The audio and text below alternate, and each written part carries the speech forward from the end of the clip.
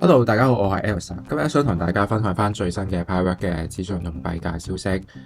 咁咧今日要講嘅內容咧就係 Pipework 7年磨一劍，終於有突破性嘅消息。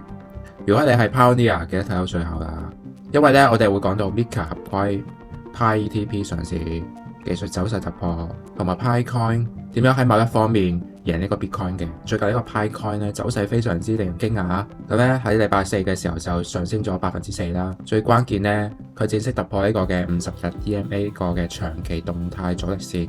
咁技術上代表咗乜嘢啊？即係 PieCoin 有機會喺長期橫行區域跳出嚟，準備翻做一次似樣嘅反彈啊！咁如果 Pipework 可以企穩呢個嘅0.2643美元，下一步咧就可以望向呢個嘅0.322美元。當然啦，幣圈嘅嘢一時激情係一時傷心。歐盟 MiCA 白皮書係 Pipework 最大嘅利好。咁呢份嘅白皮書咧係近日最大嘅焦點啦。佢唔係普通嘅白皮書，而係 Pipework 進入呢個歐盟市場提交嘅一個嘅 MiCA 合規文件。簡單啲嚟講，即係同歐盟講，我 PieCoin 想合法上架呢個 EU 嘅。重點係喺白皮書入面已經提到，已經向呢個 OKX EU 遞交初步上市請求，預計會喺11月28號開始嘅。雖然 Pi 官方仲未親自喺首頁嗰度宣佈出嚟，但係白皮書係喺呢個 Pi 官方網站發出嘅，所以可信程度非常之高。呢個消息唔單止引起歐洲投資者嘅關注，仲令到 SEX 入面175萬枚 Pi 幣流出。咁大家知唔知道 Pipework 日年用電幾多？答案就係0.0024 TWh。咁 Bitcoin 呢？ Bitcoin 就係185 TWh。基本上 Bitcoin 就代表咗係一個城市，而 Pipework 咧就係一盞 LED 嘅燈泡。Pipework 真係慳電慳到阿媽都唔認得。呢個99.9%嘅 energy saving 完全打中 EU 個 ESG 心口，非常之符合呢個聯合國減碳同埋 Net Zero 嘅要求。如果未來 EU 想推綠色區塊鏈， Pipework 係絕對係頭幾個會被推上台面嘅名字。點解呢份白皮書咁緊要？因為 EU 嘅 MiCA 法規係2024至2025年全世界最嚴格嘅加密監管制度之一。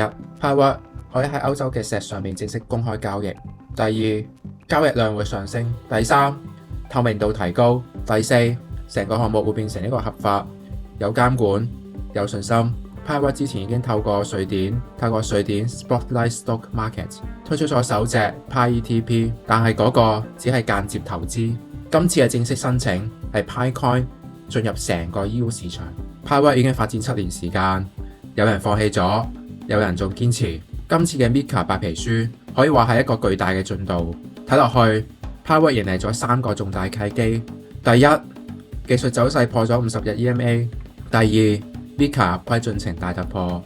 第三，能源效率超越呢個 Bitcoin， 符合 EU ESG 框架。如果 Pipework 可以企穩0.2643以上，下個阻力位為0.322美元。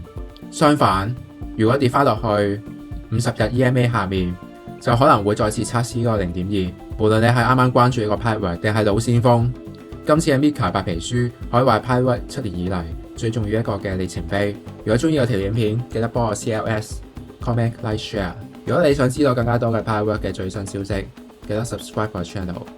我哋下條片再見，拜拜。